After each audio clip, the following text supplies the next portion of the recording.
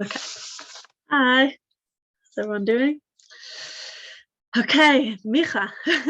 I'm really enjoying just every week kind of walking around with one of these incredible Nevi'im and their message. I think that they have these really incredible message. And sometimes when we're reading the Haftorah, we don't always like focus on what Chazal were trying to tell us by putting that specific Haftorah with that specific parsha. And so today we're going to actually, because we can't learn the entire Sefer in a half an hour, so we're only going to focus on part of two prakim, and those prakim make up the Haftorah of Parshat Balak.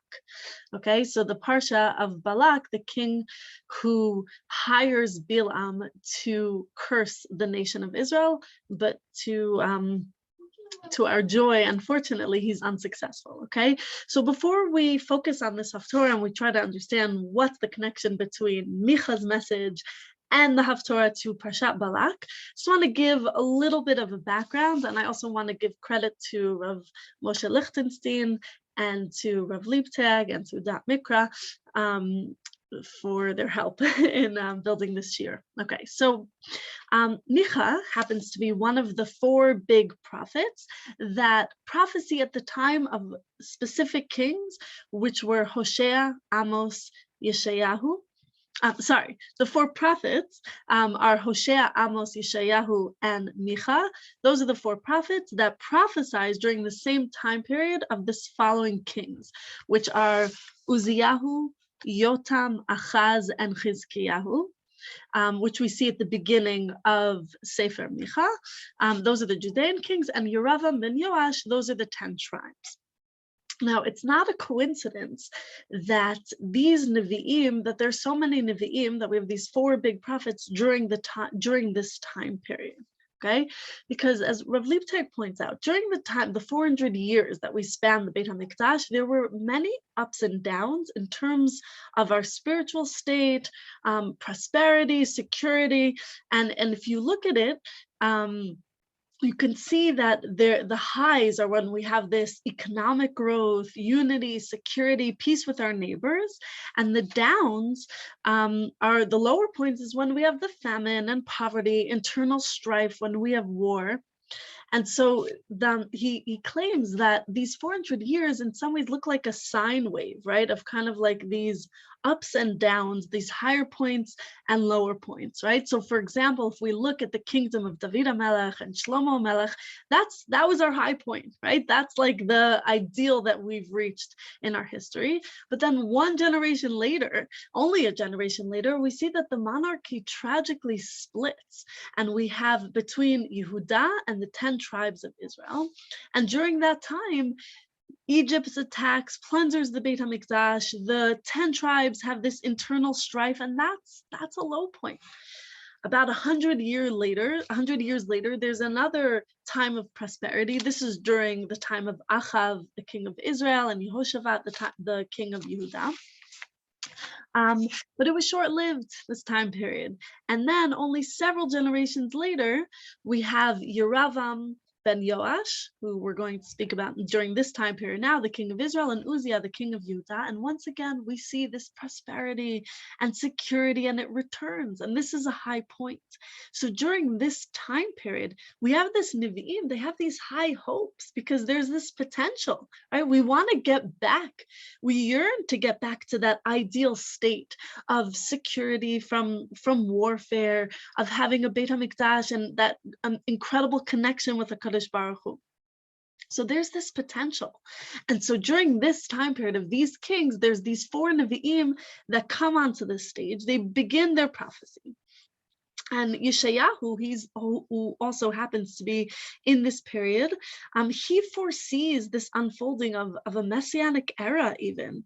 And it's kind of heartbreaking because in some ways he has this vision, but that we're going to actualize our destiny, and that Hashem had these hopes that we would take advantage of this prosperity. We would channel it towards rectifying and enhancing our relationship with him. And that's why he blesses us even with that wealth and that security. And so the Nevi'im, they come up and they tried first to help us reach these goals, these messianic goals that we have.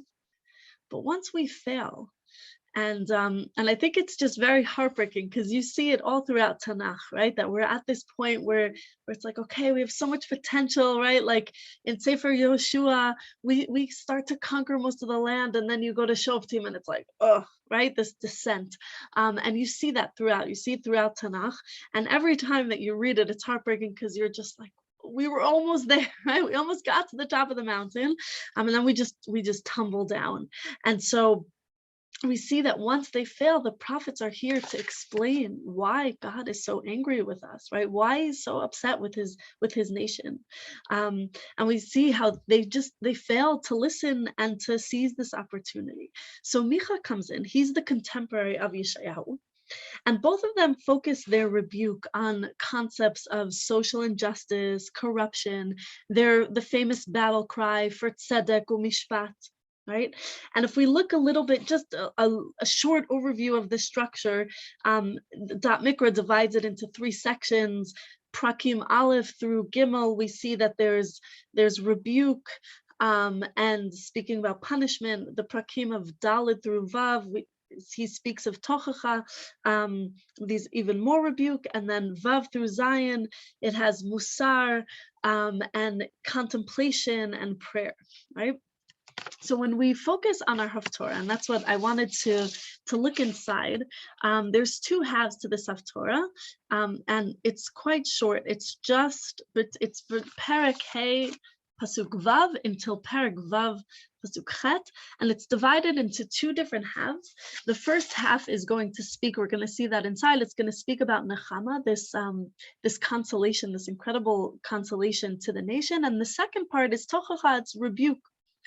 And the central issue that Rav Moshe Lichtenstein wants to point out is that you see, on one hand, there's the relationship between the human power and our political situation versus, on the other hand, we have divine providence, we have the spiritual dimensions. Right, and as we're going to see later, through that, Balak is mentioned because Balak understands that in order to engage warfare with Israel, it needs to be on the spiritual plane, and that's what he was able to understand, and that's why he mobilizes a spiritual figure such as Bilam. That even the Gemara compares Bilam to Moshe's abilities. So if we're gonna, let's take just a bit of a look inside to see this. Okay, so in Pasuk Vav, V'haya she'erit Yaakov bekerev amim rabim. Okay, so the remnant of Yaakov is here in the midst of many peoples. Ketal me'et Hashem, kerevivim ale Esav asher lo yikaveh le'ish v'lo yachel livnei adam. Okay, and so we're like the dew from the Lord, like droplets on grass, and this imagery we're going to look into. We don't look to any man. We don't have any hope in people. Okay, so if we look, let's scroll down. Okay, if we see Rashi, what is this imagery of the tal, right? The dew that's sent by Hashem. Dew doesn't come from man, right?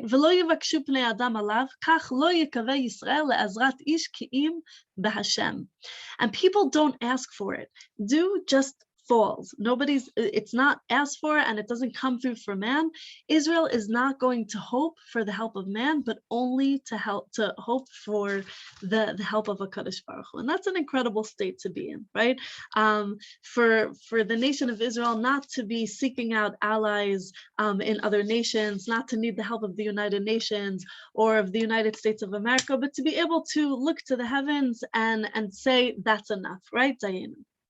And it goes on to say, and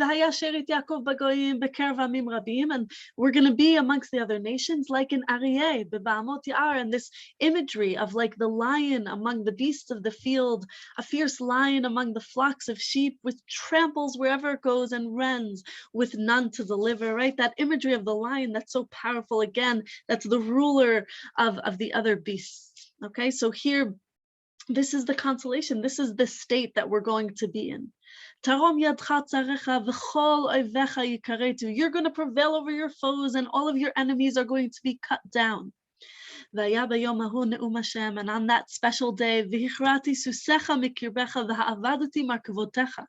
and this seems suddenly paradoxical, that Hashem's going to take down all of our horses from amongst us, and we're going to lose all of our chariots.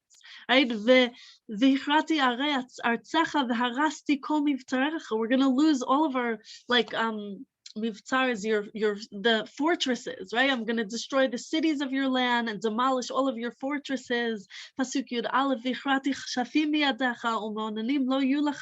I'm going to destroy the sorcery that you practice, and you're not going to have any more soothsayers. The onanim could be people that like fortune tellers that tell you the way that the seasons work. And the psukim goes on, I'm going to destroy your idols and the sacred pillars in your midst, and no more shall you bow down to the work of your hands. And here, it goes on.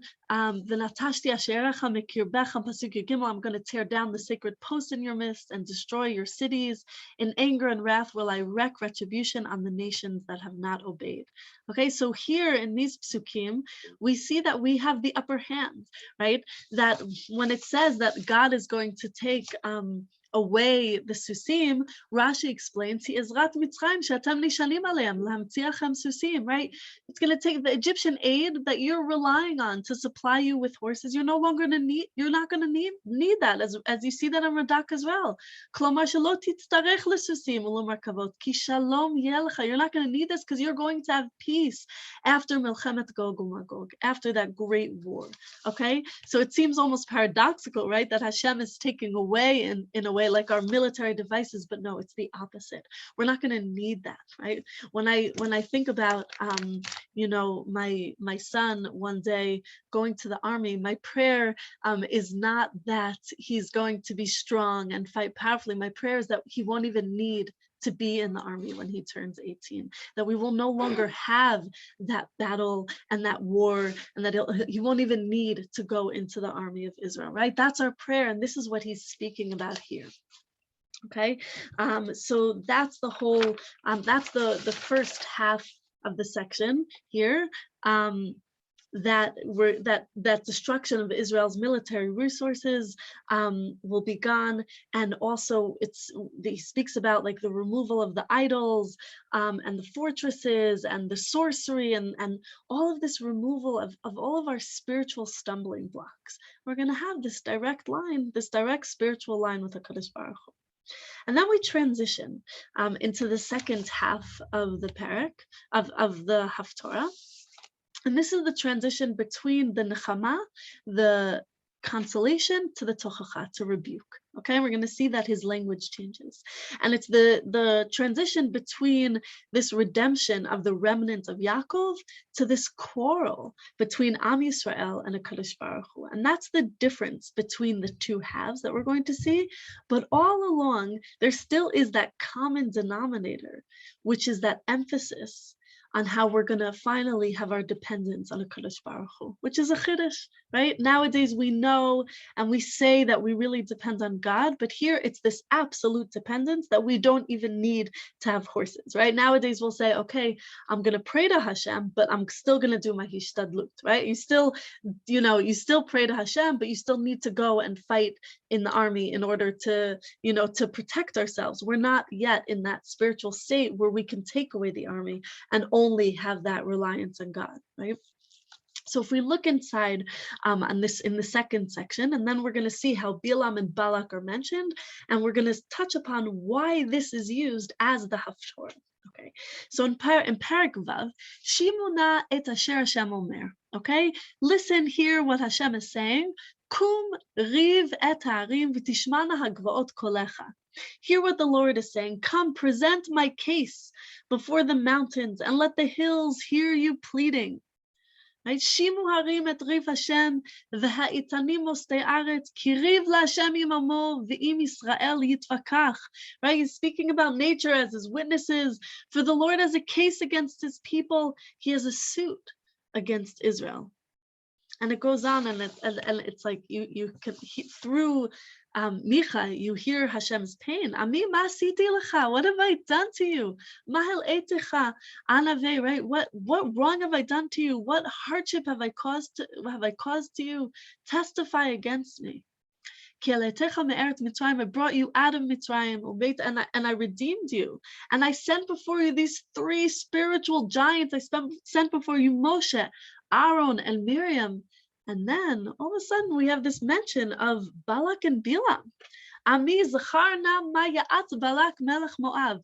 My nation, remember the counsel, right? Remember that counsel that Balak gave. Umanauto Bilam ben Beor, and how did Bilam respond to this? Mina shitim ada Gilgal leman da'at tzidkot Hashem, right? That we hear from here, my people, that he plotted against you, and how Bilam, the son of Beor, responded to him from Shittim to Gilgal. And from here, you're going to recognize the tzidkot Hashem, right? The righteousness, the graciousness of HaKadosh Baruch Hu. And then he goes on to say, the next pasuk, B'ma kadem Hashem, ikaf lelokei marom. How am I going to approach God, do homage to God on high? Am I going to come to him with these burnt offerings, with calves, these young calves that are a year old? Is that what God really wants to see? Will he be pleased with thousands of rams, myriads of streams of oil? Should I give my firstborn, like should I give my firstborn for my transgression? The fruit of my body for my sins? And that famous pasuk Chet, one of the most beautiful pasukim in Tanakh, pasuk Chet over here, Higid lecha adam ma tov, right? He has told you, man, Hashem tells us explicitly what he wants from us. We don't need to guess. He tells us what he wants from us. Uma Hashem doresh mimcha. Ki imasot mishpat, that we should have justice, v'avad chesed, loving kindness, v'atzliya lechet im elokecha, and to walk modestly with God, whatever that means, not for now, right? And so we see here, though, this mentioning of Balak. Now, Balak understood that the battlefield for the way to be victorious over Am Yisrael was through the spiritual, right? But immediately after mentioning Balak and Bilam, Micha relates to the issue of korbanot. And I think from here, this is where we can understand what's going on. The sacrifices brought by Bilam and Balak, right? There's a difference between but Bilam brings a sacrifice before each time where he makes an attempt to curse Am Yisrael.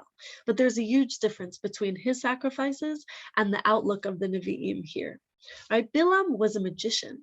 He was a kosem. And the actions that he did on the behalf of Balak, it was all based on magic and sorcery.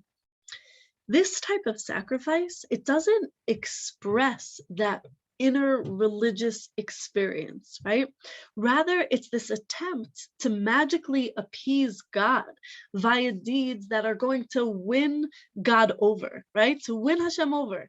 It's not about fulfilling God's will, but rather it's trying to appease God. It's not a bending of his own will to God's will, but rather it's performing these external actions, right? By just bringing the korban. And this is a contrast. This is a huge contrast to the message of Micha here, that sacrifices without that inner, heartfelt, deep religious experience, these sacrifices, these korbanot are meaningless, right? And so you see here that Bilam is he's putting man in the center, right? It's about him. It's about him appeasing God to get what he wants, and what he wants is to curse the nation, right? But rather, Micha, the way that he views man is that man is subject to Kadosh Baruch Hu. And this huge abyss is what separates between Balak and Micha. In Perek Vav, the Micha mentions that there's this riv, this quarrel between us and a Kadosh Baruch Hu. And Rav Leibtav explains that when there's two sides in a quarrel, usually both sides think that they're right. And this reflects the state of the nation, that the people didn't even realize that they were not in a good spiritual state. They thought if they sin, right? I'm going to offer a korban and I'm going to tick the box and I'm going to fix whatever transgression I've done, right? And this explains his question of what am I going to approach God with? I'm going to bring him all of these korbanot, all of this oil. The question that he's asking here, right, in Pasuk Vav, B'ma kadem Hashem, right? How am I going to approach God? The question in it itself reflects the misunderstanding on the part of the people, right? That they seem to think, and this is their misunderstanding, that no matter how they act, all they need to do is just bring a korban to appease God. And this is a total misunderstanding of what korbanot are really all about. What is the primary purpose of the korban? The primary purpose, it's a tool, it's a vehicle to perfect, to enhance, to deepen our relationship with the Kadosh Baruch Hu. So when those essentials of tzedek u'mishpat, right, when we have a society that has corruption and we're not treating people the way that we're meant to be treating, when that's missing, then korbanot become a farce. Korbanot become completely counteractive.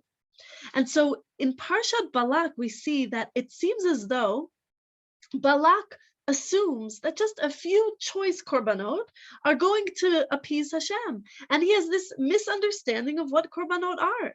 Because in the end, what happens? He's not successful. He's not able to cause God to curse his people. During the time of Micha, Am Yisrael suffers from the similar misunderstanding, that they think that when they offer the korbanot, that they can counterbalance all of their haughty behavior.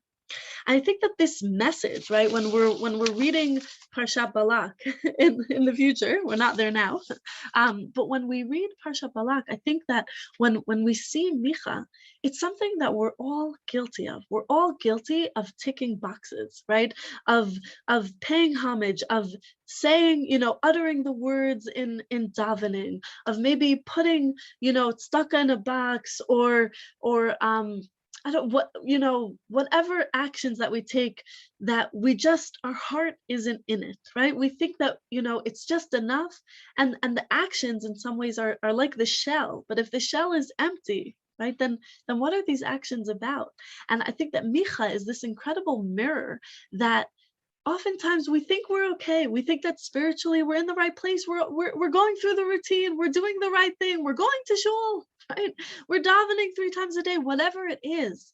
But Micha is saying Hashem is asking something more, right? You need to make sure that the deeper issues, the essentials of Judaism are in place, that there's mishpat going on. There's justice in your society. There's chesed, that you're going above and beyond for the person that's sitting next to you in shul. Right? And that we're walking humbly with a Kadosh Baruch Hu, that we don't have this haughty, right, behavior, that we understand that God is above us, right? As Balak, right, and Bilam are putting man in the center, here it's Judaism is God-centered. We are there to bend our will to God, not to appease him, right? And not to try to cause him to bend his will towards our will, which is a reflection of what it used to be like with when people believed in idols and in many gods. That's what they thought, that if they would just appease the gods, because the gods were man-like in their minds, right? That in some ways it's kind of like a money machine, that if you put money in, then you get what you want, right? You get whatever you're paying for. So if you do the korbanot, then you're going to appease the gods and they're going to give you what you want, right? But the message here of Micha and the message of Judaism is that it's not about appeasing God to bend his will towards ours. Rather, it's the opposite, that we must bend our will to Kadosh Baruch Hu. We are here to spiritually have a connection with Hashem. That korbanot is something that it's meaningless if we're bringing the proper korbanot, but we're not treating our neighbor correctly. Now we need to check what's going on inside, and I think that that's really the message of Micha, and that contrast between Micha and Balak and Bilam really brings home this point. Okay, we're going to stop the share.